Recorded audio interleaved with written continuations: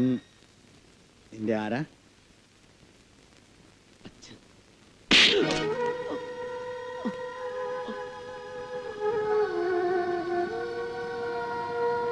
ആരാന്നാ പറഞ്ഞേ? അച്ഛൻ. എന്റെ ശത്രുക്കളെ കൈ കിടന്ന് എന്നോട് കളിക്കുമല്ലടാ. നീ എന്റെ മോടെ കല്യാണം മുടക്കല്ലേടാ. നീ എന്റെ കുടുംബം നശിപ്പിക്കല്ലേ?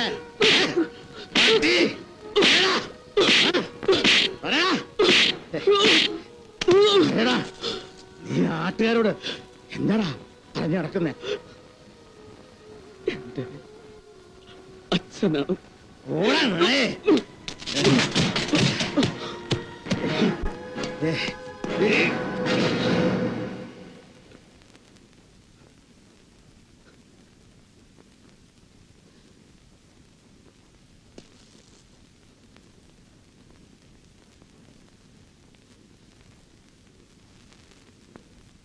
വയ്ക്കോ, ഈ നാട്ടിൽ നിന്ന് എങ്ങോട്ടെങ്കിലും.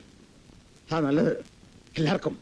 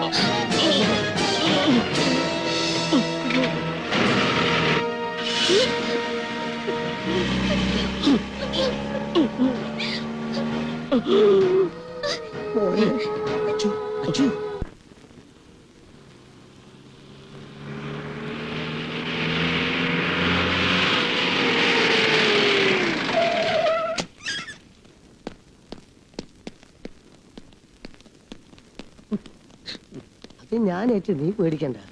അച്ഛൻകുട്ടി, നിങ്ങളുടെ മൊഴിയെടുക്കാനാണ് ഞാൻ വന്നത്. കാര്യങ്ങൾ ഓർത്ത് പറയാൻ സാധിക്കുമല്ലോ? സാധിക്കും.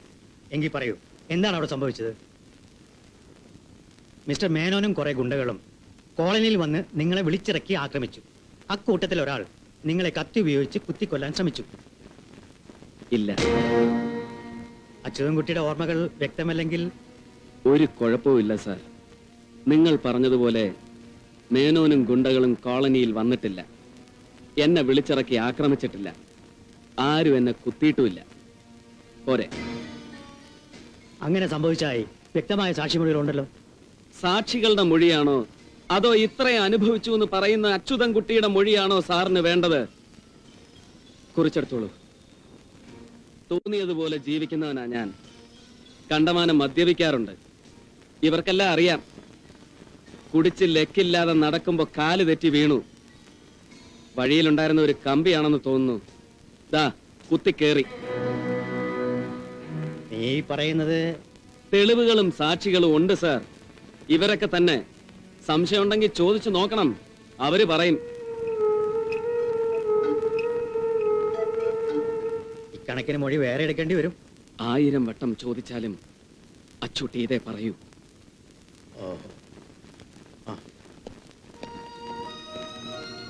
മോനെ, നീ പറഞ്ഞതൊക്കെ കേസങ്ങ കേസ് അങ്ങേ അറ്റം വരെ പോയാലും വേണ്ടില്ല എന്ന് കരുതിയതാ ഇവിടെ എല്ലാവരും. അച്യുതൻകുട്ടി കാര്യം ആകെ തല തിരിച്ചുല്ലോ.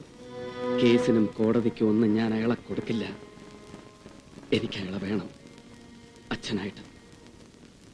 ആരോ കാണാൻ വരുന്നു പറഞ്ഞപ്പോ മുതലേ ശ്രീജ അടഞ്ഞു നിൽക്കുക.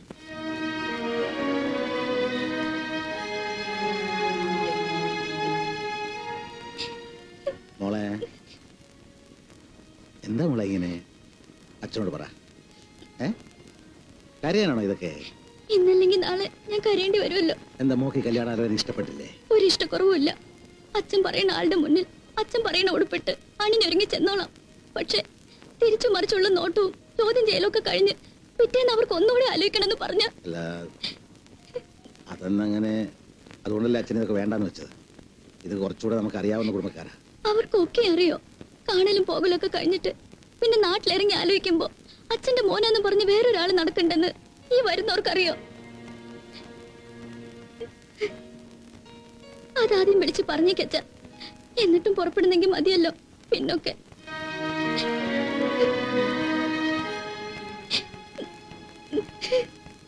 അവരോട് എന്ത് പറയണമെന്ന് ഇനി അച്ഛൻ പറയണം.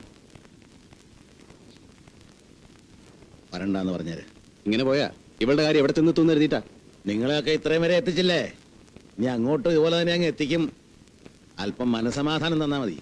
അത് വേറെ എവിടെ നിന്നും കിട്ടില്ല. അവനവന്റെ മനസ്സിൽ നിന്നുണ്ടാവണം. നാവ് കുറച്ച് കൂടുന്നുണ്ട് നിനക്ക്. ഏയ്, അച്ഛനോളം വളർന്നില്ലേ, ഇപ്പൊ അച്ഛനേക്കാളും വളർന്നു. ഇനി അച്ഛനെ തോപ്പിക്കാൻ വളരുക.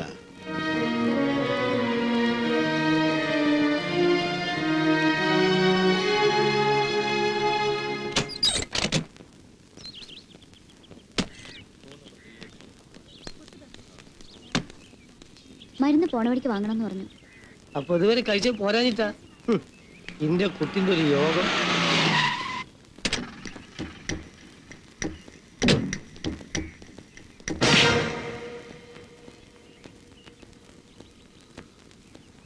എങ്ങനെയുണ്ട് ഇപ്പൊ മനസ്സിലായോ തനിക്ക്? ദേ ഈ പോക്ക് നേരെ ഏത് പട്ടിക്കാട്ടിന്ന് ഇറങ്ങിയെന്ന് വെച്ചാ അങ്ങോട്ട് തന്നെ വിട്ടോ. ഇനി ഇവിടെ ഈ നാലാംകിട തെണ്ടിത്തരാവിട്ട് കറങ്ങി നടന്ന വെട്ടിയരിഞ്ഞ കടപ്പുറത്തെ കാക്കൾക്ക് ഇട്ട് കൊടുക്കും ഞാൻ. തന്തയുടെ അതേ വാശി, അതേ തന്തയുടെ മോനായ എനിക്കും ഉണ്ടനിയ ആ വാശി. അതിലേറെ നെഞ്ചിലെരിയുന്ന തീയും. ഇവിടെ നടത്താനുള്ളത് നടത്തിയിരിക്കും അച്ചൂട്ടി. നീ പറഞ്ഞ കടപ്പുറത്തെ കാക്കകളോട് നോമ്പിരിക്കാൻ പറ. അച്ചൂട്ടി ഇവിടെ തന്നെ കാണും. ഓടാ.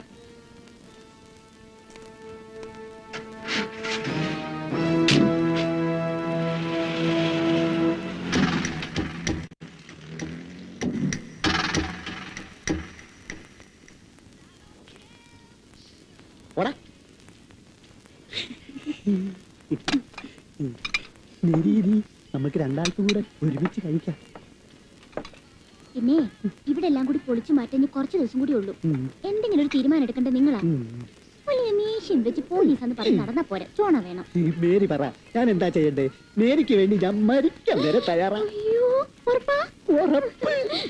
എന്തോ ഒരൊറ്റ വഴിയേ ഉള്ളൂ. നമുക്ക് രണ്ടുപേർ കൂടെ നാട് വിട്ട് പോയാലോ?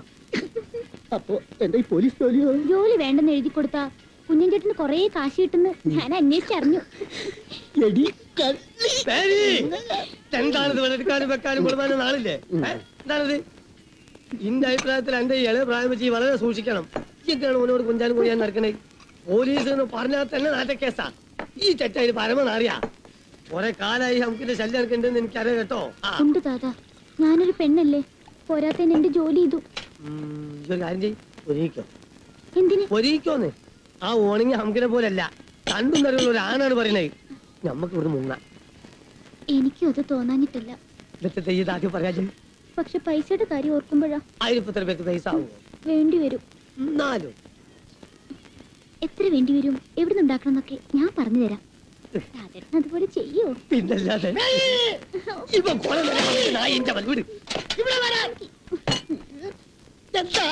നിന്നോട് ഇത്ര വർത്തമാനം പറഞ്ഞാൽ അത് വിട്ടേക്ക്, പാവം തലയും വാലില്ലാത്തൊരു കാക്ക. പിന്നെ നമ്മള് നാട് വിടും മുമ്പായിട്ടൊരു കാര്യം. ഈ മീശച്ചേട്ടന് തീരെ ചേരുന്നില്ല, അതും കൂടി അങ്ങ് എടുത്തേക്കണം. അപ്പൊ എന്റെ പൗരുഷോ? ആ പറഞ്ഞത് മീശയിലാണോ ചേട്ടാ? അല്ല അല്ലേ? എന്നാ മേരിക്ക് വേണ്ടി മീശ എടുത്തേക്കാം. മേരിയേ,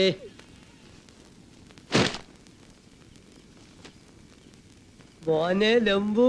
എന്തോ ഈ എന്റെ കുട്ടിയല്ലടാ. അങ്ങനെയാണല്ലോ വെപ്പ്, നാട്ടുകാരും പറയണ്ട്. ആണല്ലോ. അപ്പൊ നീ എന്നെ സഹായിക്കൂലേ? എന്താണാവോ? വലിയ ആനക്കാരൊന്നുമല്ല, നീ വിചാരിച്ച പുല്ല് പോലെ നടക്കും. ചില പുല്ല് നടക്കൂലല്ലോ ദാദാ. പേര് അതിന് കയ്യും കാലും ഇല്ലല്ലോ. തമാശ വിട്. അപ്പൊ കാര്യം പറയാ മോനെ, നിനക്കറിയാലോ, കൂട്ടാതെ എന്നെ തന്തായ കാളന്റെ ജയിൽക്കാണ് എന്റെ കഥ. കാല ചെറുപ്പം മുതലേ പൂതിയും വെച്ച് നടന്നാണ് ഒരു ഡിൻഡോൾഫി. ഒത്തു കിട്ടിയില്ല. അത് ഈ മോന്തയുടെ കുഴപ്പമാണ്. എന്നാൽ എനിക്കറിയോ, ഈ മൂന്നൊക്കെ എന്നെ ഒരു ഡിൻഡോൾഫി ഒത്തു വന്നിട്ടുണ്ടടാ. ആ പക്ഷെങ്കിൽ ഞാൻ അവളെ കെട്ടണം. കെട്ടണം, കെട്ടിക്കോ, ഞാൻ റെഡി. ആണല്ലോ. അതിന് ഞാൻ പുരുഷധനം കൊടുക്കണം. ഏ ആ പുരുഷധനം 25,000. ഇവിടെ അങ്ങനെയാണ് പോലോ.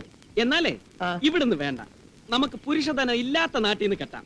അത് മാത്രം ഈ പറയരുത്.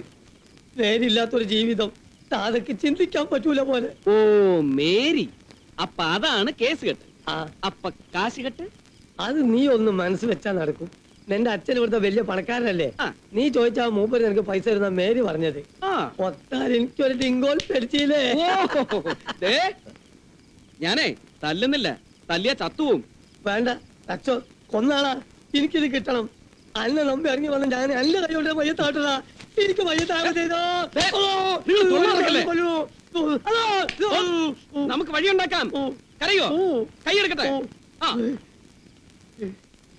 എന്റെ അച്ഛനോട് കാശ് ചോദിക്കാൻ മേരി പറഞ്ഞുല്ലേ? അതെ. ശരി, ഒരു പ്രേമം ജയിക്കാൻ തൽക്കാലം ഞാനൊരു ത്യാഗം സഹിക്കാം. ഈ എന്റെ കുട്ടിയല്ല മോനെ. ഓടരുത്. അയ്യോ യോഹന്നാൻ ചേട്ടൻ, സാർ നിങ്ങൾ എന്തായി കാണിക്കുന്നത്? താൻ ആരാണോ ഇടപെടാൻ? സാർ, എന്തായാലും ഈ ചേട്ടൻ ഞങ്ങൾക്കൊക്കെ വളരെ വേണ്ടപ്പെട്ട ചേട്ടനാ.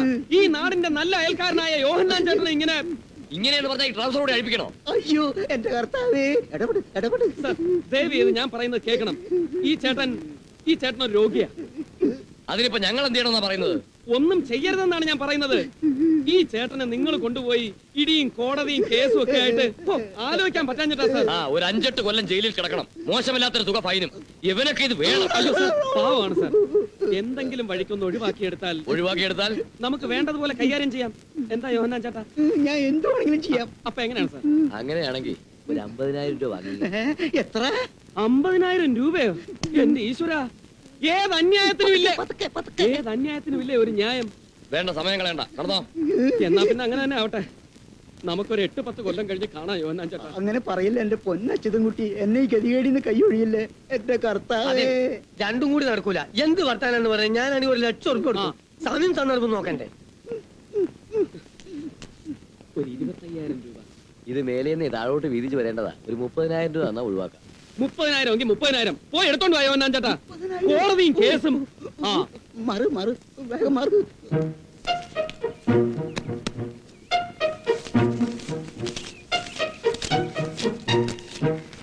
അതെ ദാദാ, ഇവർ 4 പേരുണ്ട്. 150 രൂപ വെച്ച്. 4 പേർക്ക് 150 വെച്ച് അത് എത്ര ചെയ്യാൻ വേണ്ടി കൊടുത്താലേ? അനക്കറിഞ്ഞൂടെ ഞാൻ കണക്ക് കുറച്ച് ഓ, മോശമാണെന്ന്. ബാക്കി കാര്യത്തിലൊക്കെ ഞങ്ങൾ ഈ വേഷം കെട്ടിയതുകൊണ്ടാ രൂപ 30,000 നിങ്ങളുടെ കയ്യിൽ വന്നത്. അതനുസരിച്ച് ഹലോ നാടകം, ഈ കലങ്ങിയ വെള്ളം കണ്ടോണ്ടക്കാരി മീൻ പിടിക്കല്ലേ? ഒരു നാടകത്തിന് പോയി തനിക്ക് എന്ത് കിട്ടൂടോ? അതനുസരിച്ച് കിട്ടും. ആ, എന്നാ 600 പ്ലസ് 100 ഉണ്ട് ജീപ്പിന്റെ. വിട്ടോ, വിട്ടോ, വിട്ടോ, വിട്ടോ. വാടക ഡ്രസ്സിന്റെ വാടക. എന്തൊക്കെയത്? എന്നാ 25-ഓ 30-ഓ ഇത് കൊണ്ടുപോയി കാര്യം സാധിച്ചോണം. ഓ. ഇനി ഈ സുഡോൾഫിയുടെ പ്രശ്നം പറഞ്ഞ് എനിക്ക് പണി ഉണ്ടാക്കല്ലേ. മതി മുത്തുമോനെ, അന്റെ തലയിൽ സംഗതി ഉണ്ടെന്ന് എനിക്ക് ഇപ്പോഴല്ലേ മനസ്സിലായത്. ഇത് കുറ്റല്ലടാ.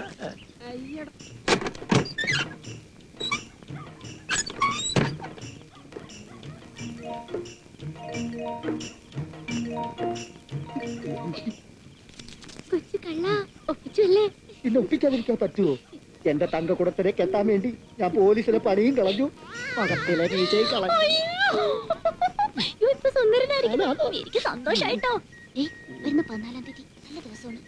അന്ന് രാത്രി നമ്മുടെ മധുവിധു രാത്രി ഫസ്റ്റ് നൈറ്റ്. അന്ന് രാത്രി 12 മണിക്കുള്ള വണ്ടിക്ക് നമുക്ക് ഇവിടുന്ന് കയറണം. ഉറപ്പല്ലേ? ഉറപ്പാണോന്നു? എന്റെ ജീവിതവും കളഞ്ഞിട്ടല്ലേ ഞാൻ വന്നിരിക്കുന്നത്. 100% ഉറപ്പ്. 14-ാം തീയതി രാത്രി 12 മണിക്ക് നാം തമ്മിലുള്ള ജീവിതയാത്ര ആരംഭിക്കുകയായി. പക്ഷേ ഈ കാര്യം ഒരു മനുഷ്യനും അറിയരുത്. ഒറ്റ കുഞ്ഞും അറിയില്ല. മേരി, एक बार मुस्कुरा तू. मेरी प्यारी मेरी. हाय.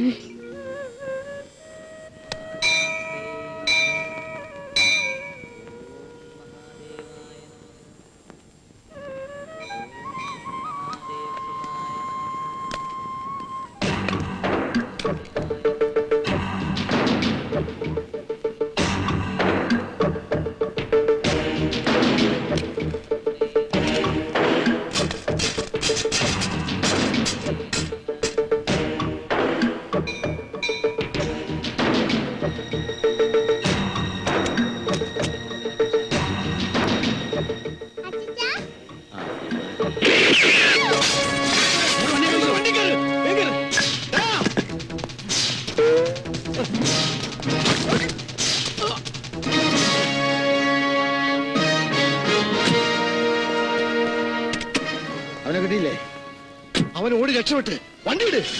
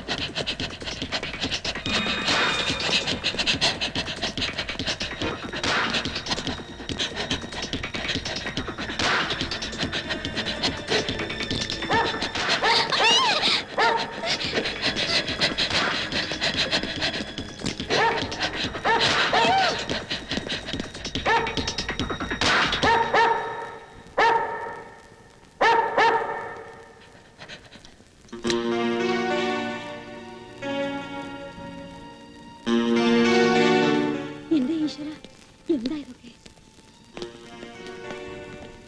ഈ മുറി ആരുപയോഗിക്കുന്നതാണ്? എന്റെ മോൻ കണ്ണന്റെയാ. അവനെവിടെ? പുറത്തേക്ക് പോയി. ഒരു അരമണിക്കൂറിന് മുമ്പ് വന്ന് ഉടുപ്പ് മാറി ഒരിടം വരെ പോവാനുണ്ടെന്ന് പറഞ്ഞു പോയതാ. കൂടെ ആരെങ്കിലും? ഇല്ല, ഒറ്റയ്ക്കാ. മോൻ തെറ്റില്ലാത്തൊരു പണി ഒപ്പിച്ചു വെച്ചിട്ടുണ്ട്. എന്താ എന്താ ഉണ്ടായത്? തന്റെ ബ്രദർ മിസ്റ്റർ MRS മേനോനെ വെടിവെച്ചു കൊല്ലാൻ ശ്രമിച്ചു. ആയുസിന്റെ നീളം കൊണ്ട് അയാൾ തട്ടിപ്പോയില്ല, പക്ഷെ ഇവൻ കൂട്ടിപ്പോവും. അവൻ സറണ്ടർ ആവുന്നതാ എല്ലാവരും തടിക്കും നല്ലത്. മോളെ,